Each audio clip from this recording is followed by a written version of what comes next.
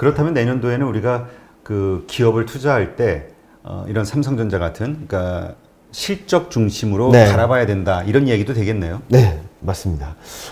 제가 내년 전망을 하면서 가장 고민이 컸어요. 왜냐면은 저희는 보통 애널리스트들은 26개 업종으로 구분을 하거든요. 근데 26개 업종 중에 24개가 이익이 늘어납니다. 아, 그래요? 네. 엄청난데? 늘어나는데, 그 말은 무슨 말이냐면은 실적이 좋다라고 할 수 있는데 전반적인 업종 전체가 좋아진다라는 부분들은 긍정적으로 볼 수 있는 부분이죠. 어느 한쪽에 편중된다라고 한다면 얘가 좀 흔들리게 되면 실적이 망가질 수도 있거든요. 시장 전체의 실적이. 그런데 전체 업종들이 좋아진다는 부분들에 있어서 안정성은 높아졌다라고 생각을 하는데 전략하는 입장에서 뭐를 선택해야 될까에 대한 고민이 굉장히 큰 거죠. 근데 뭐 당연히 기여도가 높은 업종은 반도체고요. 그리고 그 뒤를 따르는 것은 자동차. 두 개가 투탑으로 가고 있습니다. 그리고 앞서 말씀드렸던 것처럼 글로벌 리스타킹 그리고 수요 회복 거기에 따른 수출 모멘텀 이런 것들을 본다면 아마 반도체하고 자동차가 내년에는 시장의 중심에 설 수 있다라고 생각을 하고 있고요. 그리고 많은 분들이 고민하시고 그리고 아직까지 논란이 많은 성장주들에서는 좀 옥석가리가 있을 수 있다. 그 안에서 봐야 될 것은 정책 모멘텀과 실적이 겸비되고 있는 인터넷과 2차 전지는 좀 계속적으로 지켜봐도 좋을 것 같다는 말씀을 드리고 있습니다. 그 외에도 여러 가지 업종들이 많은 기회를 제공할 것으로 보고 있습니다. 왜? 다 실적이 좋아지니까요.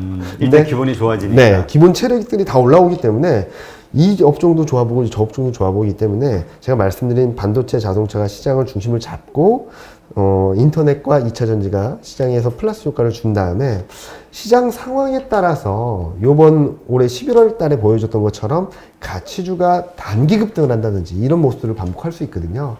그럴 대상으로는 상반기 중에는 시클리컬, 에너지, 화학, 철강 업종, 거기에다가 좀 은행 업종들도 붙여줄 수 있고요. 왜냐면은 물가는 올라갈 수밖에 없으니까.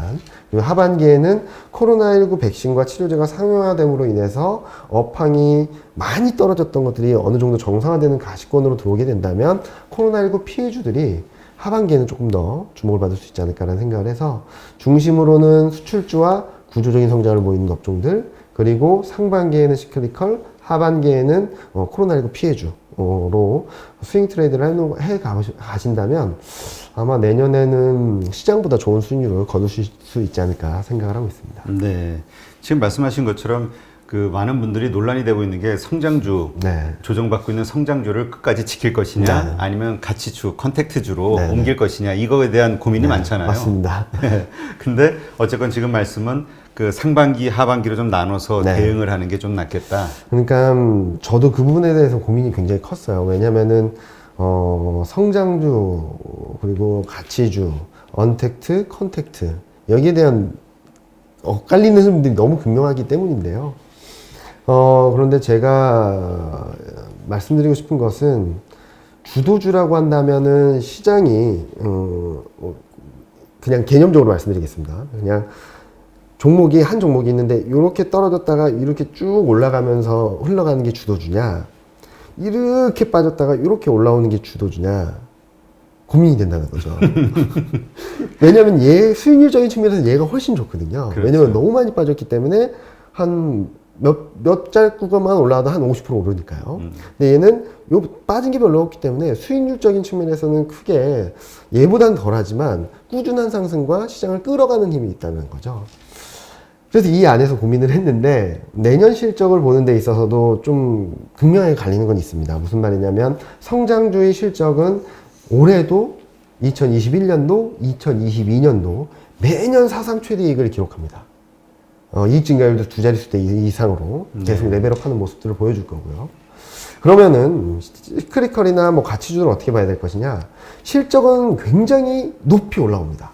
많이 떨어졌기 때문에 요만큼만 올라와도 100% 증가하는 그렇죠. 모습을 보여줄 거거든요. 근데 과거 이익 레벨과 비교했을 때는 현저히 떨어져 있다는 거죠.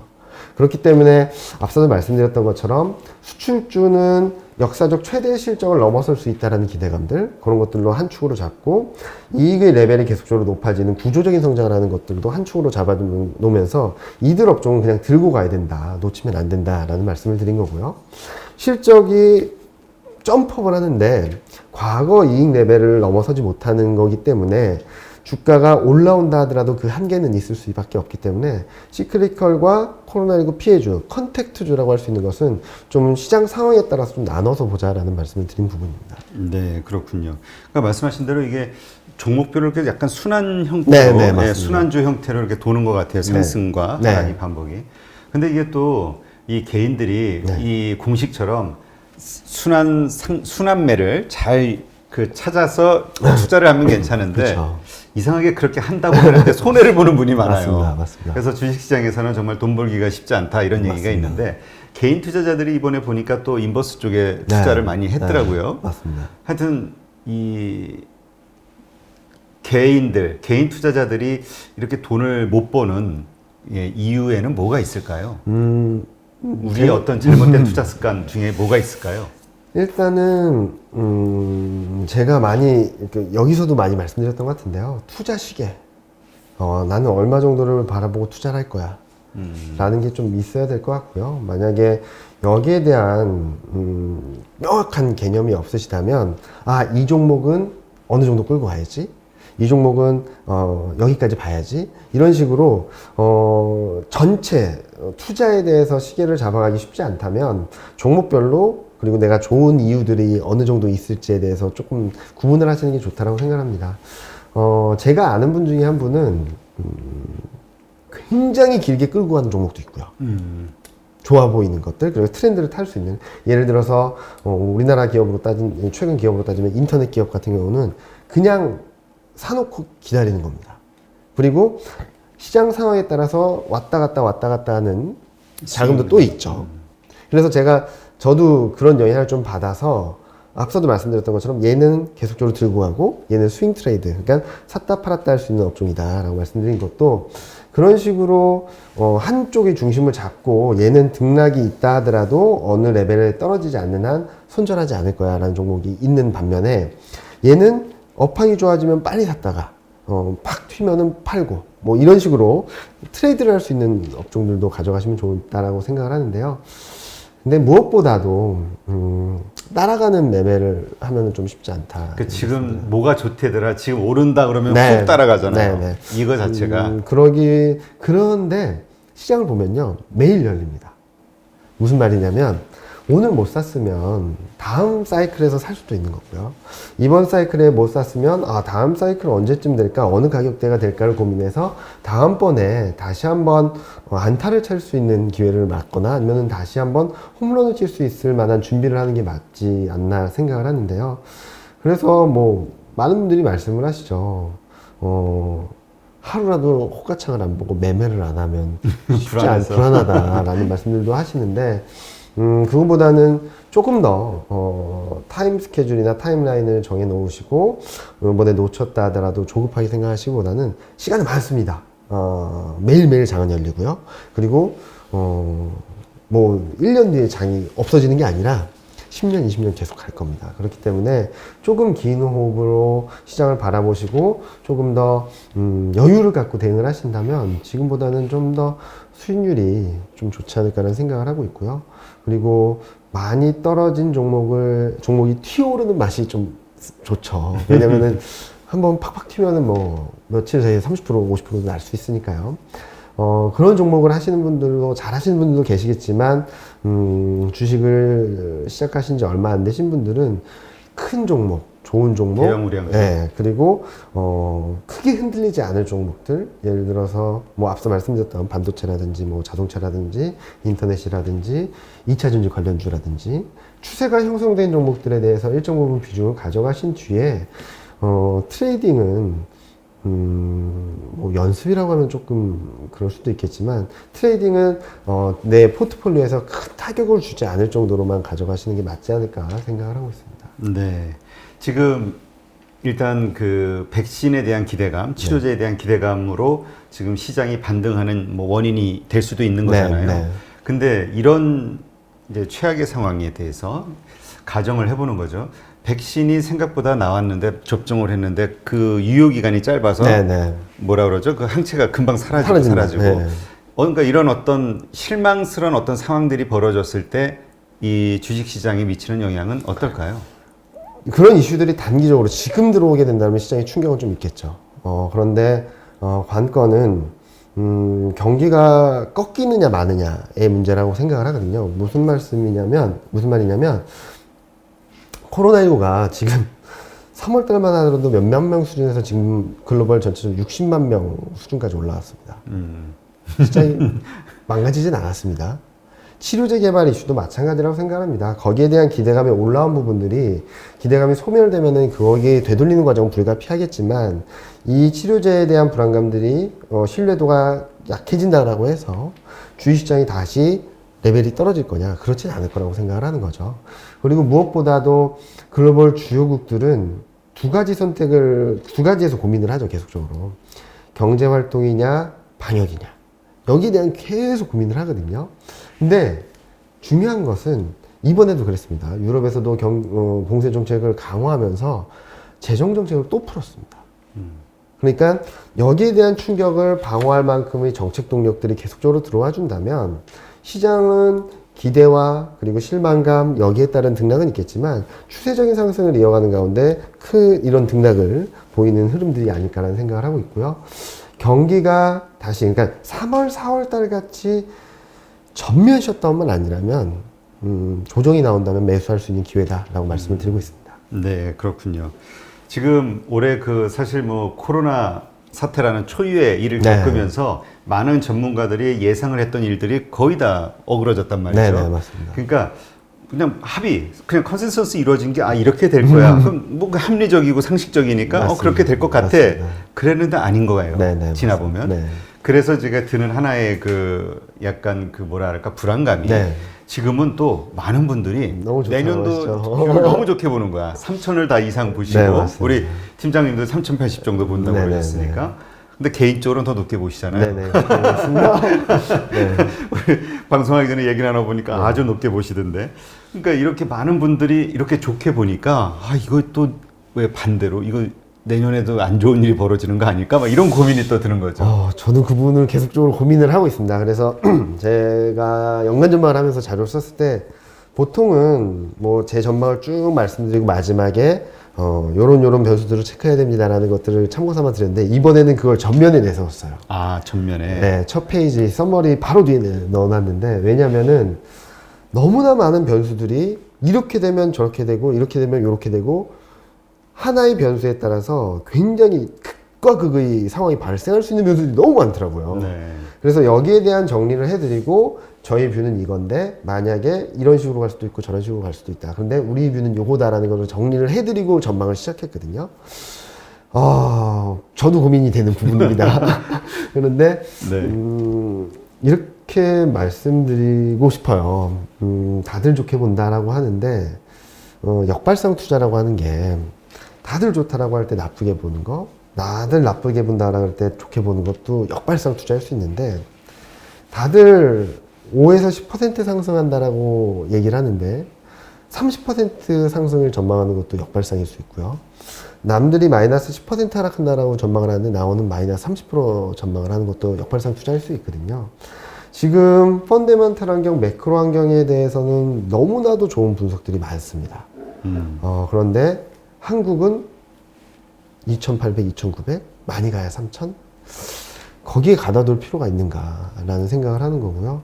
그리고 또 하나는 2007년을 경험해 보셨을 수도 있는데 그때로 돌아가 보시면 아직은 아니다. 아직은 아니다. 그러니까 무슨 말이냐면 지금 전반적인 환경들에 대해서는 굉장히 긍정적인 뷰들이 주류를 이루고 있지만 한 방향에 대한 일관된 목소리는 아닙니다. 분명히 좀비 기업에 대한 문제들도 계속적으로 제기를 하고 있고요. 부채 문제에 대한 얘기들도 계속적으로 하고 있고요. 리스크 변수들도 있는 상황에서 얘네들이 있고 그런데 좋은 뷰가 있기 때문에 더 갈 것이다 라는 전망들이 많은 상황인데요.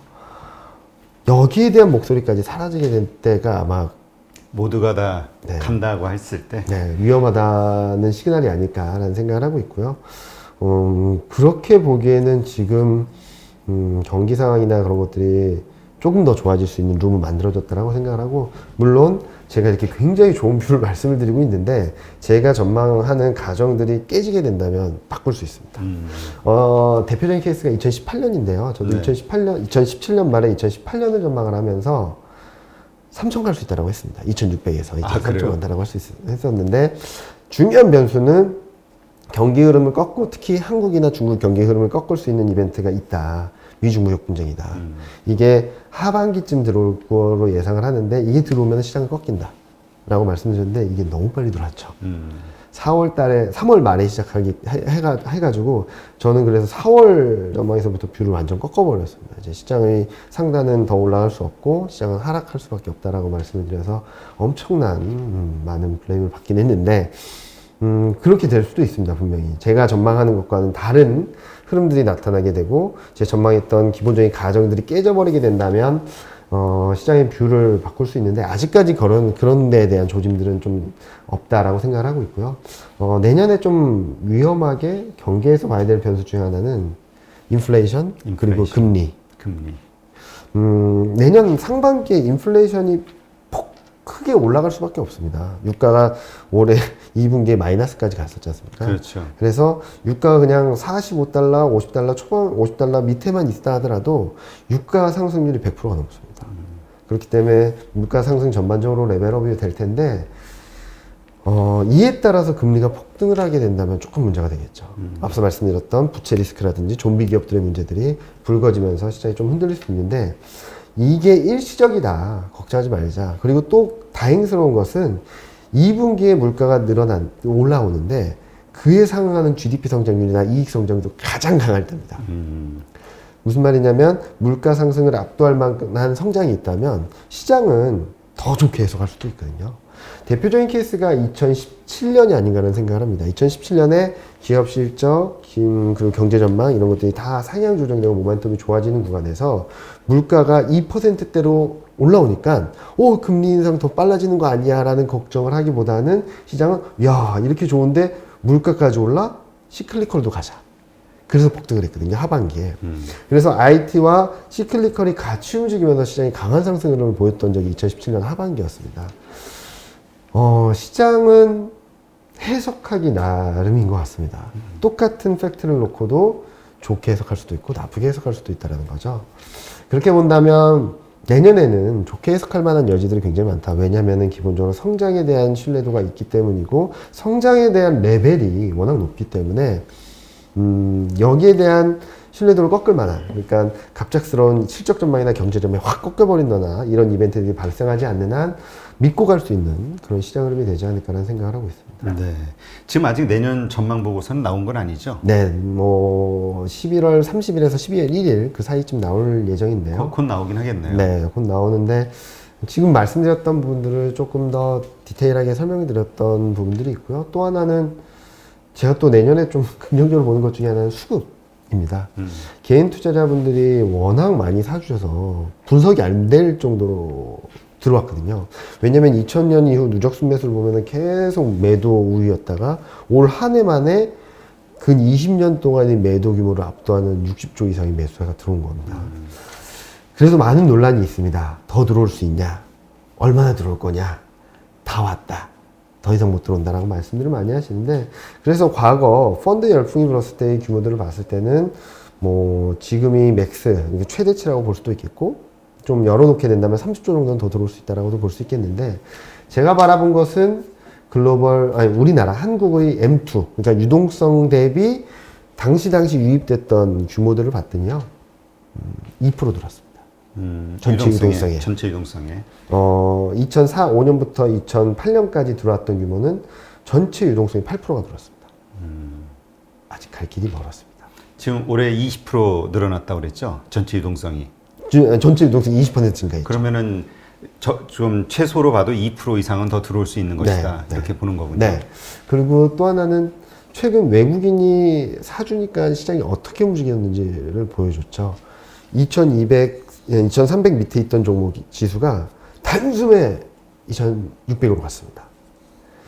개인 투자자분들이 워낙 많은 물량을 잡고 있다 보니까 외국인 순매수가 조금만 들어와도 시장이 가볍게 움직이는 모습들을 계속적으로 보여주고 있거든요.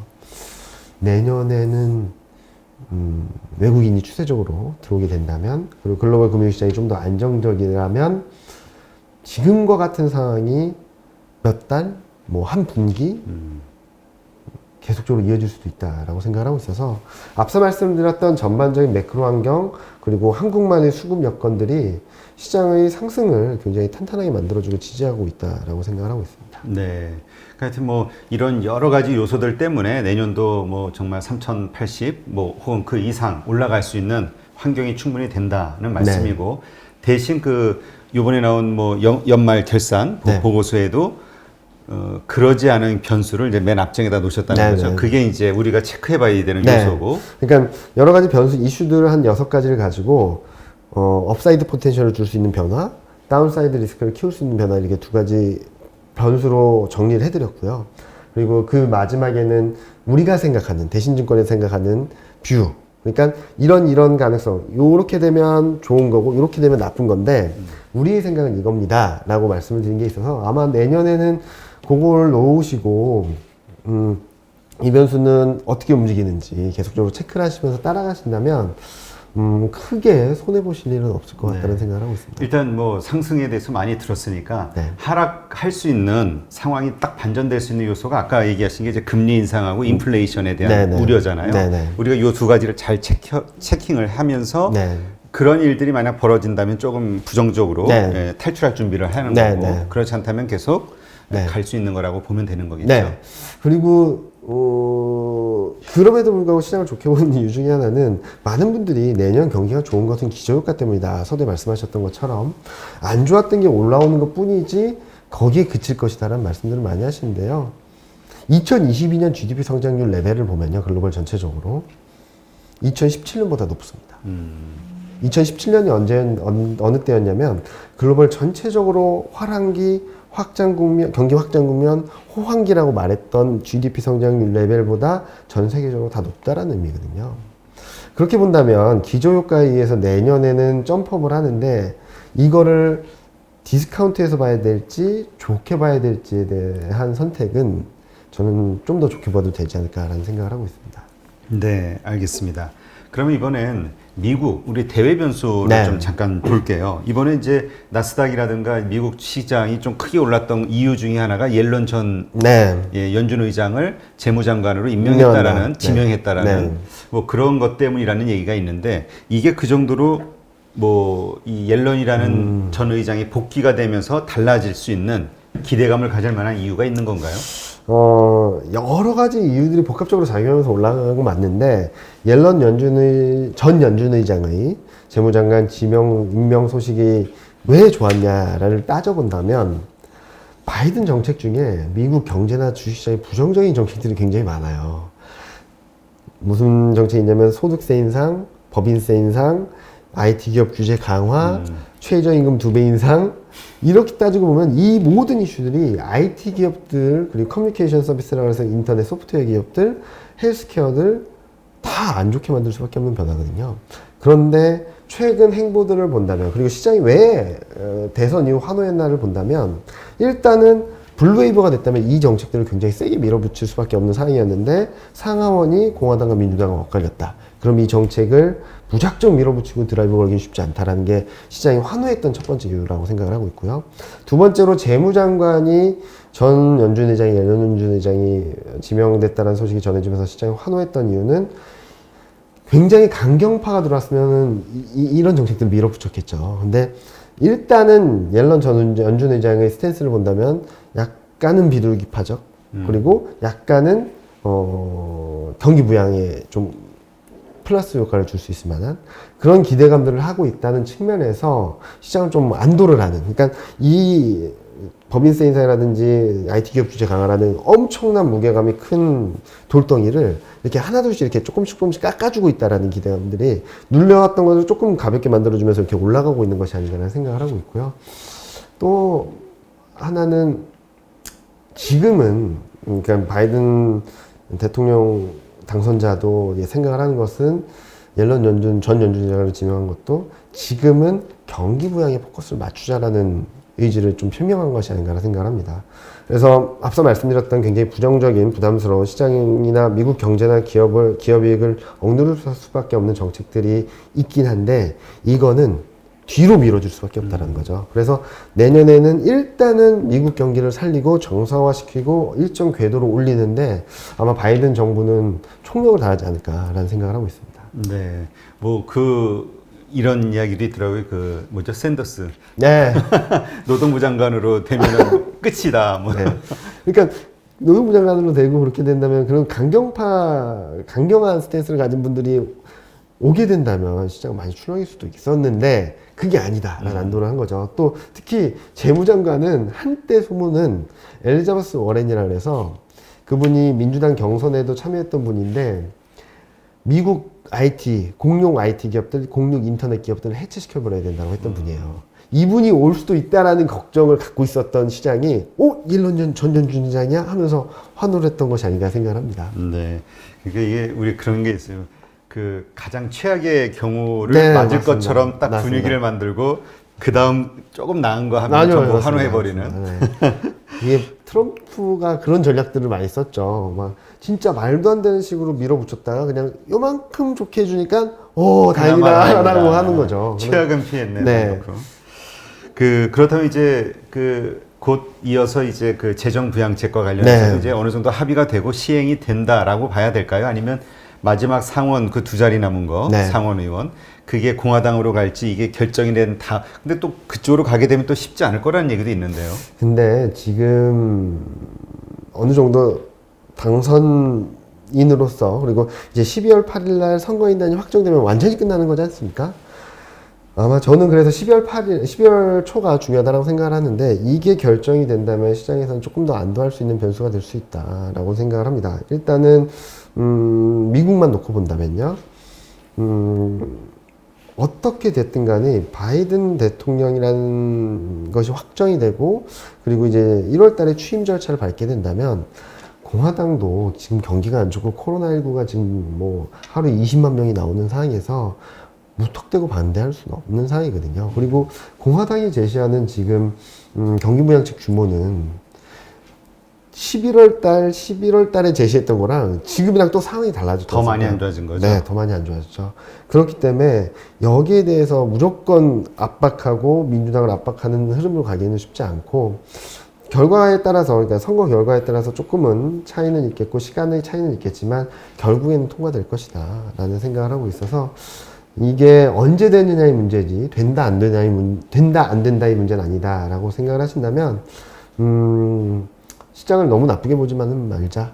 특히 내년 시장에 있어서 이런 그동안 코로나19 이후에 쏟아냈던 정책들이 이제는 그 경제라든지 기업이익에 긍정적인 효과들을 줄 수 있는 시점이 도래하고 있다라는 말씀을 드리고 있습니다. 그러면 뭐 사실 세계는 동조화가 되는 거고 그렇다면 세계 리딩 네. 시장인 네. 나스닥이 됐든 S&P 500이 됐든 이쪽이 올라야지 나머지 또 오르는 거니까 네. 미국 시장도 내년은 상당히 괜찮을 거라고 보시는 건가요?